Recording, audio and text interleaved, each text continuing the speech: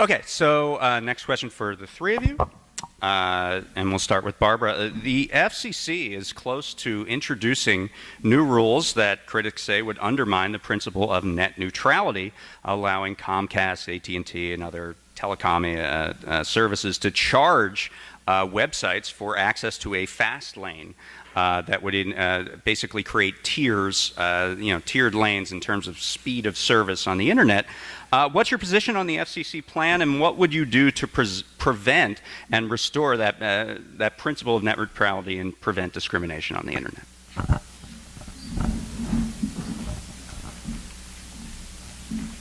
Thanks, David. We own the airwaves. The public owns the airwaves. I know that industries build up and they rely on the airways, the airways. But I think we need to take them back. We cannot continue to sell off access. The net neutrality is, it's sometimes hard to understand. I'm a huge fan of Netflix. I have an addiction to Netflix.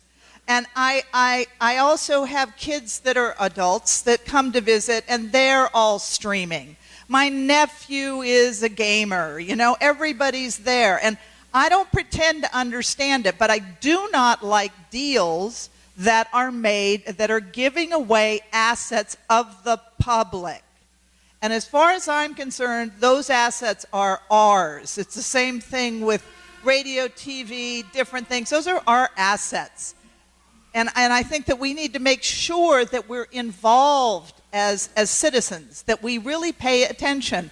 It's so easy just to relax and watch House of Cards and not figure out the real issue on net neutrality. So I challenge you to get in there and make sure that you understand there are so many important issues on the internet that are coming up now, and it's not only here at home, but it's around the world.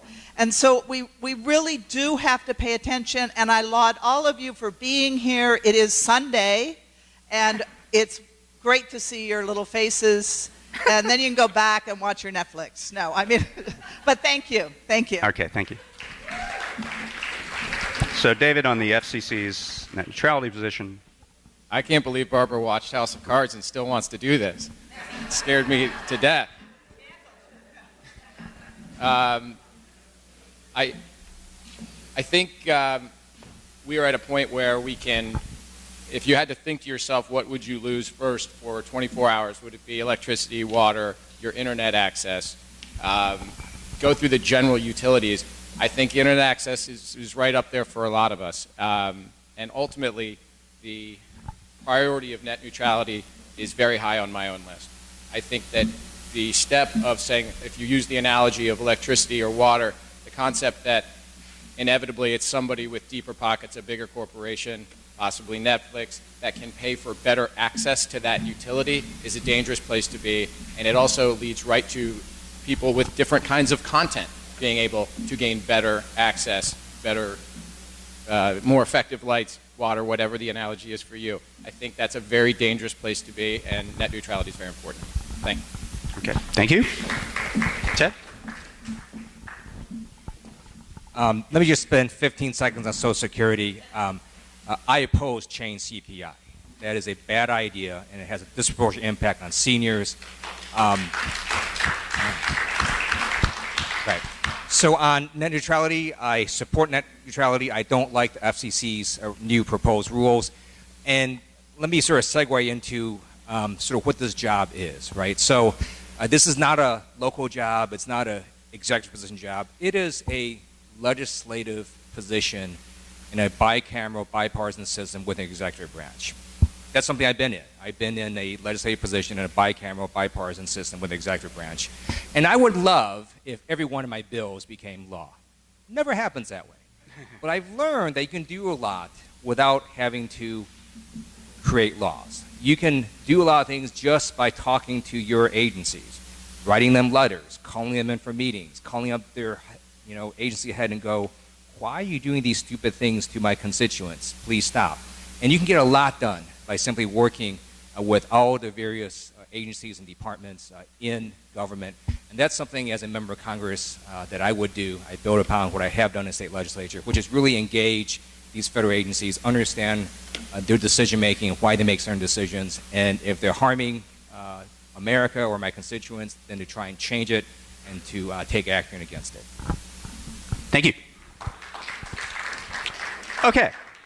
So, Wendy, this will be the last of the 5 questions that I've done on specific committees. One of the ones you mentioned was the Transportation Committee.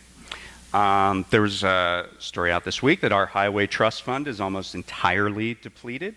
The Obama administration has floated allowing states to collect tolls on interstate highways as one of the methods of replenishing it. Another one that a lot of people talk about is the fact that the federal gas tax hasn't increased in 2 decades and would have to basically double given inflation to return to 1993 levels. This would also have the benefit of discouraging gasoline use.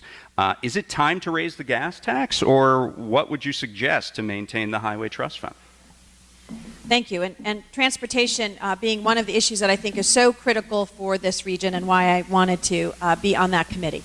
Henry Waxman was influential, along with, of course, Senator Barbara Boxer, in getting dollars to this region for not only the subway to the sea, but the Expo line, and to making sure that we have the funds necessary to not be stuck in traffic for the rest of our life. I plan on it happening in my lifetime, and not just in my child's lifetime. You're right.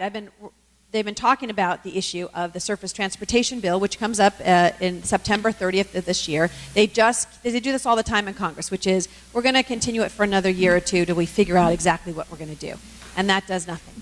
When you think about we could use in this next one, in the America's Fast Forward, which would allow us to borrow, it's been talked about on being a self-help city and county, which we actually tax ourselves for transportation dollars. We should, I believe, be eligible for more dollars out of the federal government. I don't believe that tomorrow we should double the gas tax. I can honestly say that today, that we shouldn't double the gas tax. That we have to look at other private-public partnerships and ways in which we're going to be able to have some of these public transportation system programs. And when I think about the reason why I'm a good candidate, and I believe the best candidate to be a Congress member, is because of my experience in the federal government and bringing federal dollars to the region when I worked for the Clinton administration at HUD. After the 1994 earthquake, brought more than $1 billion to this region to rebuild. This was not just in the valley, it was in the west side, it was in Santa Monica, it was in Venice, it was all over the community. And we saw the 10 freeways, you may recall, that collapsed, as well as the 118 freeway. And we got it rebuilt. Guess what? We had the money available to do it.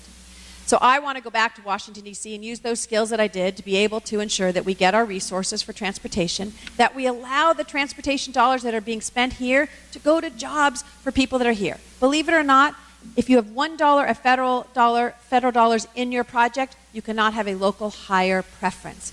We should be giving jobs to the people in these communities with the transportation dollars we have in this region. Thank you. Okay. So I can't possibly come up with all the questions that involve Congress. So in a minute, I'm going to go to the audience to ask questions of individual candidates up here. But right before that, I just want real quick, as a show of hands, which of the candidates plans to join the Congressional Progressive Caucus? All right. I don't know that we have to go any further. Okay. So at this time, do we have a floating mic or some way to... Okay, we'll take one of the mics. And Cara, I believe what you said was questions to individual candidates and 1 minute for a response? Or all the candidates. And 1 minute for a response. Okay, very good. So... anyone who has a question, Cara, you can choose the individual questioners. Let me see. It's hard to get up. That's what she said. Whoops. All right. Ing. Okay. Hi there. I have a question for all the candidates. Those of you who are not going to make it, because only one of you is going to get to Congress, are you willing to work for the change in Congress? What are you willing to do to change and get rid of those 17 Republicans? That's what I want to know. And I think we all want to know. It's unusual, but we'll just go down the line, and we have 1 minute on this. I'm very proud to have been a public servant yesterday, 7 years ago, 9 years ago. If somehow I am not in Washington next year representing the 33rd, I will be here being a public servant again and cross that bridge when we come to it.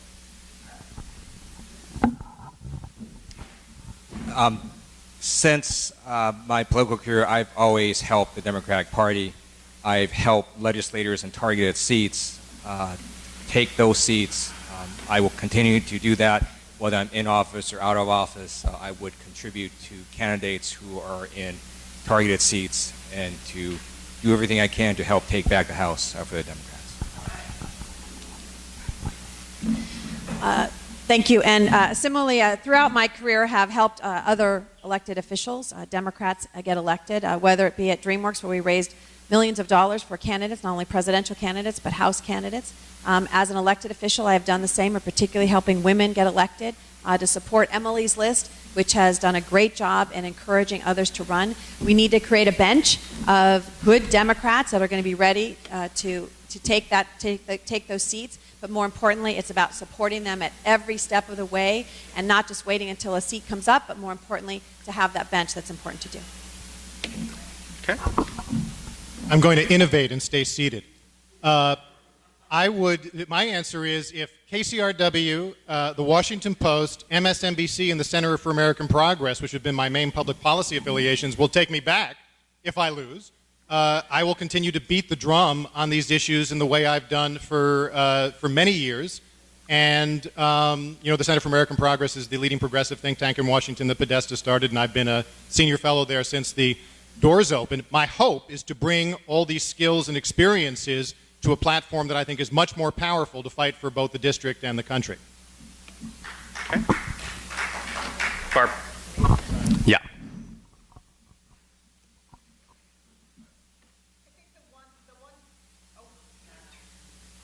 Yeah. The issue that I would continue to work on most passionately is campaign finance reform. And I think that it cuts across the aisle. If the money is taken out of Congress, that we don't have the lobbyists, we don't have the constant fundraising, and we have more competent candidates. I have suggested an under 200 campaign for this primary, where look at your candidates. We can actually start here at home. Vote for people who don't spend money. It's actually a power we own. We own this process. It's our vote that really counts. And look at can you get a candidate for under 200,000 that's good and competent? You can cut out lobbyists. You can do it here at home. That person may not have flyers sitting there on the chair, but here at home, you can actually make your vote count and make sure that you make a vote to keep money out of politics. All right. Okay, so we have another question from the floor. I guess we're going to go over here. Yes, to all the candidates, the future of Santa Monica Airport, your views and what will you do? Future Santa Monica Airport. Why don't we go this way now? All right. One of my favorite subjects. My house on Napoleon in Playa del Rey was taken by LAX North Runway. I live underneath the Santa Monica Airport. I watch the jets get bigger and bigger flying by. I have never flown out of that airport. You have to be very, very special to use that airport. Why is it there? It's a good dog park. When in doubt, make it a dog park. The dog park is good. follow that. I think it's great. I think it's.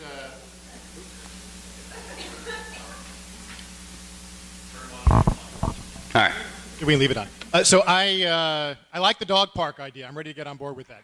I think it is crazy that the fate of the Santa Monica Airport is in the hands of federal bureaucrats in Washington at the FAA and not left to the local decision-making authority of the folks who are most affected by the noise, the pollution, and the safety concerns. And so I try and honor the concerns of the community and shut the thing down. Okay.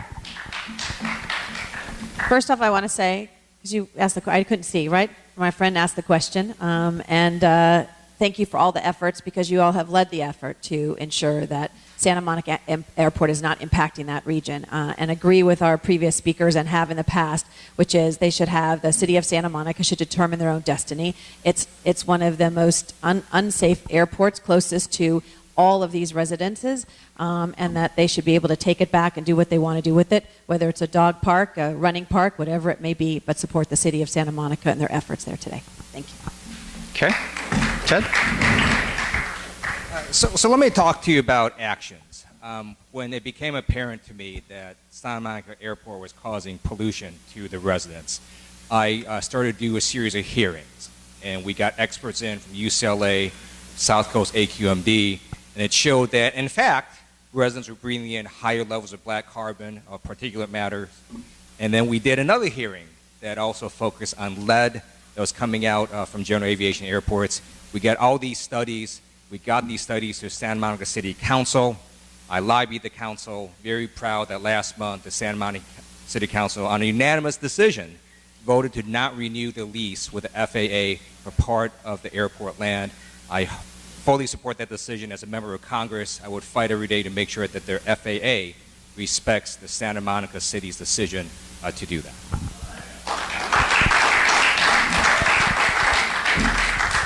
I also think it's a local issue, and as the congressman from this district would respect the Santa Monica's ability to control its own destiny. I also think it's a local issue how that land is used. I think the dog park is a very good idea, but It's already there. there are environmental concerns about who follows, what comes next. There are traffic concerns about who follows, what comes next. So I think that's a very important part of this process, is to not only let Santa Monica control its own destiny and close down the airport, but also to figure out who replaces that, and that we aren't taking a step sideways ultimately when it comes to the environment and other local impacts here in the area.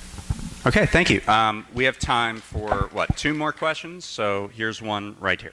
Thank you. This is also for all of the candidates.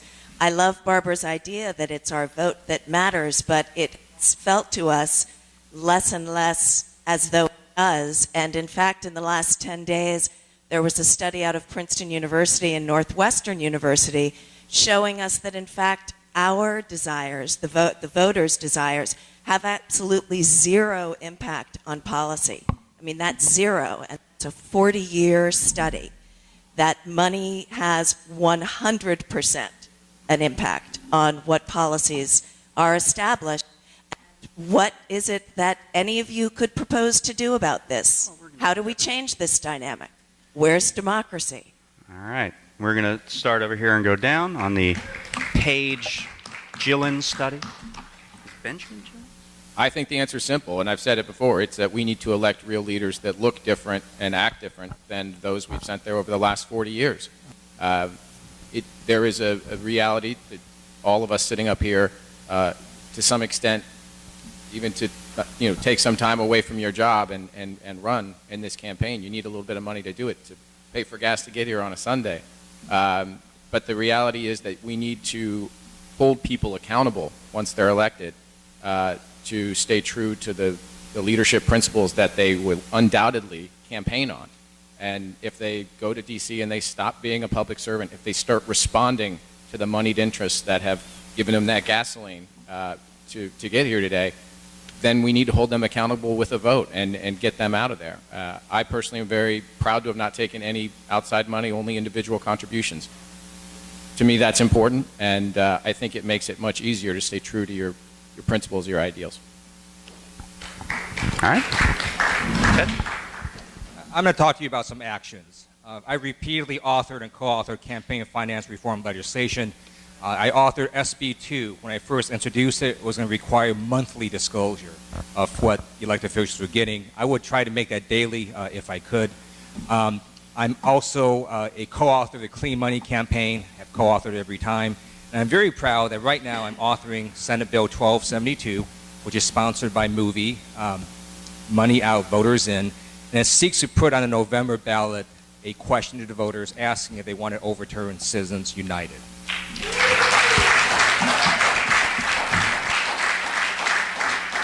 And the purpose of this is if you can get enough states to do it and have voters express that will, it sends a powerful message to Washington, D.C. that please do a constitutional amendment and the states will support you. It also is trying to spark a nationwide movement to get people to pay attention and really see how much of an awful decision Citizens United actually is and try to get a nationwide movement to overturn it. Wendy? I'm proud to have been one of the supporters in Los Angeles for the Clean Money campaign, also on instant runoff voting, also passed legislation that said commissioners could not fundraise, that there was greater transparency in the city of Los Angeles. Last year, put before the voters a statement that also said we do not believe in the Citizens United. But when Citizens United came out, I did more than just talk. I went with my colleague and friend, Bill de Blasio, who's now the mayor of New York, who was the public advocate in New York, and I was the controller in the city of Los Angeles. And we literally went to companies and said, even though Supreme Court allows you to do this, we ask that you take a pledge not to. And so we went out and started talking to some of these businesses, and in fact got many of them that were willing to do that, others that were not, that we continue to want to embarrass to step up to the plate. It is important. As someone who won by 225 votes in my first election, I was told I would never win. I was running against a sitting elected official, and I won that race. Why? Because I walked and I talked to people, same that I'm doing in this election today, the importance of that. And when you get elected, to always remember that the people put you there. The people are the individuals, and I will work very closely to make sure that that happens, that we are in a daily dialogue and come back to here as well to ensure that happens. Thank you. 1 minute, Wendy. You've touched on one of the biggest issues affecting the entire country. When I worked in the White House, Al Gore said in a meeting something I'll never forget during health care reform. He said, we'll never do health care reform right if we don't do campaign finance reform first. It affects every issue today, from banking to education, you name it. I'm the only candidate in this race who has authored a comprehensive campaign finance reform plan that has been endorsed by Lawrence Lessig, if you know that name, one of the leading lights of the campaign finance reform movement. I believe the detail and farsightedness of the kind of stuff I've laid out is one of the reasons the LA Times endorsed me in this race. Key parts of it. You cannot allow public officials to raise money from the industries and special interests they regulate. It's a crazy conflict of interest, yet it's at the heart of the way campaigns work today. The other big idea in it is a kind of voucher, a $100 voucher or tax credit or rebate, whatever you want to call it, per citizen per election cycle, which would inject $10 billion at the grassroots level to offset the influence of big money. We can do this. We can do it short of a constitutional amendment, and if we don't, we won't change anything that matters on the progressive cause. All right. Barbara?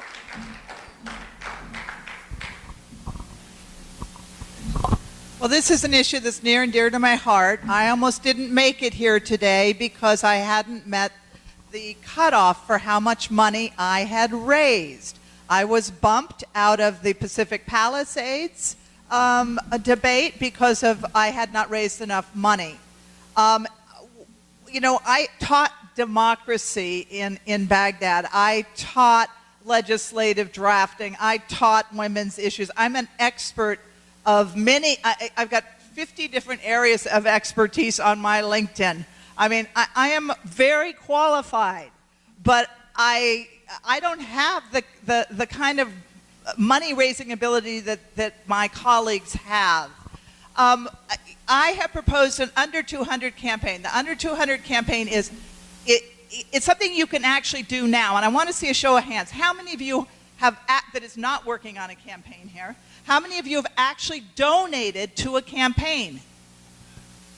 Good, because that's the one way you can actually make a difference. And if we keep the campaign expenditures in this primary down to $200,000, you can actually make your voice heard.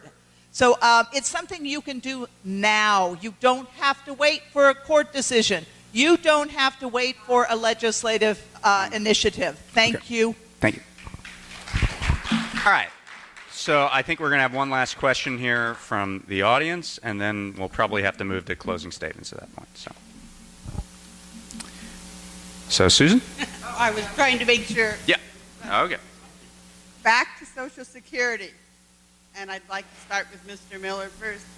I'd like to know how many of you know what the limit of Social Security is, and would you support legislation eliminating that limit so that everybody pays the same percentage?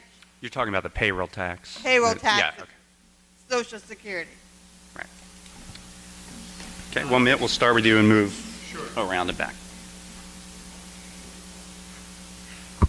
So the payroll tax is incredibly regressive, as you know. I think it now stops at around $106,000, so that people who are millionaires pay much less than what others do as a proportion of their income. I would support relaxing the cap, but what I would also support is, as the boomers age, I would like to change federal finance entirely so that we use broader-based taxes that don't affect job creation, which the payroll tax does, in ways that would let us fund the boomers' retirement in a sustainable way that we'll need. So yes, in the near term, but in the long term, I would like to see a financial transactions tax, tiny financial transactions tax, a broader consumption tax like every other advanced nation has except for us. I would go for a slightly higher tax on upper income people that we could use for some of these purposes, and use that to revamp. The idea that Social Security should only be tied to the payroll tax, I think, was a 20th century idea that can sustain the system the way we need to, including the additional retirement protections for low-income people we need. Okay. Barbara, you want to take that? I think it's very important that we all accept the what a bedrock establish a bedrock program Social Security is. When you think about people going into their retirement with only $30,000 in savings, it's what keeps so many people out of poverty. I think that we really need to make sure that it's funded if it's not, and I agree with what Matt said about the payroll tax. It doesn't have to just be the payroll tax. It can come from other areas of the government. I would say, you know, you could clip a little from the NSA and make sure that it goes into Social Security too. All right. Dave. I agree with the term bedrock as we describe Social Security and the security that it provides for our seniors. I do think it stands to reason then, as we try to make it feasible and viable and celebrate it into the future, that if we're going to have, we're going to look at how we can save it, we certainly would look at raising that limit for those who are doing the best as the place we would first look. Thank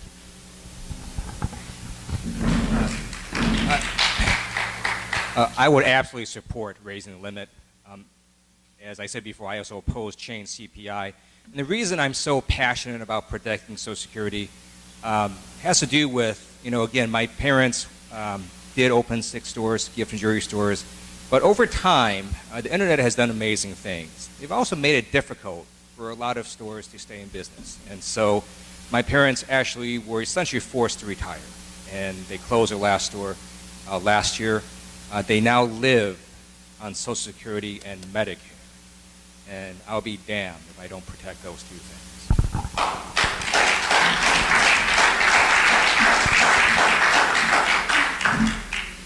I also agree that we should raise that cap. It just doesn't make any sense that anyone who makes, you know, $1 billion, whatever it is, pays the same amount, that cap at the 106 or 130. I can't remember if it's 106 or 130. Actually, 117. 17, there you go. It's interesting, none of you running for Congress know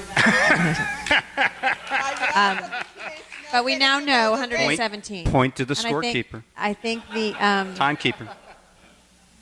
the importance of our seniors and the promise we've made to them to be able to live in a quality of life and to take that away. And so I similarly am not for the change CPI. But I met a woman yesterday as I was walking in Calabasas. And she came up to me and she said, my husband has died. And I was living on his Social Security. I was a teacher, so I have a little bit of savings there and get a little bit of a pension. But I will get no money at all. I'm going to lose my house because my husband died and I can no longer get that Social Security check that we were able to survive on. Something's wrong with the system. And I look forward to going to Congress to be able to deal with that. Thank you. Okay. So I believe at this point we're going to go to the closing statements. I was going to start with David, but maybe I'll start with Barbara, just because you suggested it. So there seems to be a consensus up here on the podium. So we'll go with Barbara, and we'll work our way back, and this will be a 1-minute closing statement. There's so many things I haven't told you. My father's a rocket scientist. His name is on Mars. He says that he says that the top issue, he's a good liberal Democrat. He says the top issue is the environment. We grew up in the Sierra Club, backpacking in the Sierra Club, in the High Sierras with the Sierra Club. I'm a scuba diver. I know where I lived on the Indian Ocean that we've got reefs that are dying. My father sent me a long analysis. He's 92. He sent me a long analysis of the recent climate change. He is afraid. But the other part of my background is that my mother was a political fundraiser. She worked for Yvonne Brathwaite Burke and Pat Russell. She had the best Rolodex in town, but times have changed. It cost Henry Waxman $5,000 to run his first primary. Times have changed. All right. Thank you. Matt? Let me use I think the radio guy would know how to turn on a mic. Let me use climate change quickly as an example of the kind of different thinking I think I bring as a progressive Democrat that will be more serious about our problem solving, and that is partly what accounts for why the Los Angeles Times endorsed me on Thursday. Cap and trade, which we've enacted at the state level, which Europe enacted 10 years ago, has not and is not likely to make the difference we need if we're serious about global warming. In Europe, it's been in there for 10 years, hasn't worked. It's useful here as a symbolic measure, and I applaud Ted and others who helped do it here. We're kidding ourselves if we think it will solve the national or international problem. The answer is a plan called Carbon Fee and Dividend. I've put it out on my website. I'm endorsed by the Citizens Climate Lobby that puts a price on carbon but gives all the money back to individuals to hold them harmless from the energy prices that would increase. It's thinking like this, I believe, that makes a difference in what I would bring. Paul Ryan can't stand me because I've been exposing his stuff as a cruel hoax that would make the rich richer and the poor poorer for years in every media outlet I have. Send me to Washington. I'll be our side's Paul Ryan. Thank you. All right, Wendy? Thank you. A minute. The good news is you have 5 good Democrats here who are fighting for the good causes. And really what you think about is you want someone who is going to be a fighter and a doer, who has the experience to, yes, do legislation, as I have, both on a local level and worked on a national level on transportation and other issues and housing and homelessness, but also someone who is true to their democratic ideals. On the issue of education and making sure that our kids all have the same opportunity. Because today, 30% of our kids only 30% of our kids go to preschool and don't have access. I want to make sure that every kid has a chance to preschool so they start off on the right foot. I want to make sure that we're not stuck in traffic every single day. I want to protect our beautiful mountains and our beautiful beaches and our wonderful jobs and our employment we have in the state of California. But most importantly, I want to be the person who's going to lead like Henry Waxman did and have a legacy of fighting for civil rights, for making sure that no one ever forgets that we're fighting for our good democratic values. I ask for your vote today. I ask you to support Wendy Greuel for the Congress. Thank you very, very much. Okay. Ted, 1 minute.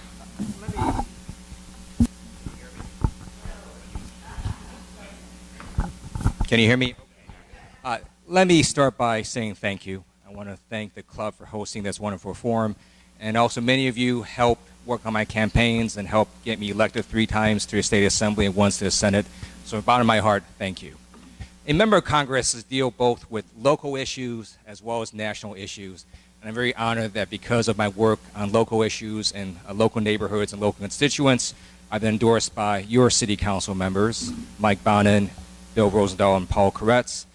Because I've championed democratic values for years up and down the state of California, very honored to be endorsed by the California Democratic Party. And because of my work in dealing with very complex issues and working with people across the aisle and delivering results, very honored to be endorsed by Los Angeles Daily News and the Daily Breeze as the top pick for Congress. Be deeply honored to have your endorsement. Thank you. Okay, thank you. And Dave Kanuth. I do not think that our problem in Washington is that those people in Congress don't have enough legislative or political experience. I don't think that is what is keeping things from getting done. As I said to you at the beginning, I have a history of getting things done. I have not been in Sacramento. I have not been here locally politically active. And I haven't written any books. But what I can tell you is I have sat next to clients and advocated with them and for them in courtrooms. I have sat with them in terribly difficult situations, and I have been effective. I can tell you that I have been there at the beginning of businesses being created, not at the OMB, but being there right there on the ground, not unlike a campaign when you're sitting in an empty room and you've got to figure out who do we need to hire, how do we get from A to B to C. And this experience right now as a candidate is another time where at the end of January, I didn't know I was going to be running for this seat, but we sat down and we got things done, and here we are having this incredible conversation. I ask for your vote on June 3rd and in November. Thank you very much. Okay. Well, I want to thank all 5 candidates up here on this stage. Give them a round of applause. Hopefully you have a better sense of their views and the challenges they will face. And I believe this is an endorsement meeting, so there are ballots available to you, which you could submit now or after hearing from some of the other statewide officer races and some of the other seats that'll be later today. And thank you. Take care. Wait a minute. And how about a huge hand for, whoa, what a moderator, huh? No, you're amazing, Dave. I mean, wasn't he great? Yeah, great job, great job. It's very exciting now. Dave, plug your website. What? Your website. Dave, well, I'm a contributing writer at salon.com every Wednesday, and I appear in places like the New Republic and the American Prospect and everything. DaveDayen.com is my Tumblr, which has links to every story I do. So DaveDayen.com. Thanks. Okay, while they're setting up the screen, please don't leave, people. We have 4 videos. And it's really exciting. It's going to be the Comptroller Secretary of State. You guys don't leave. We got our 3 sheriff candidates here too.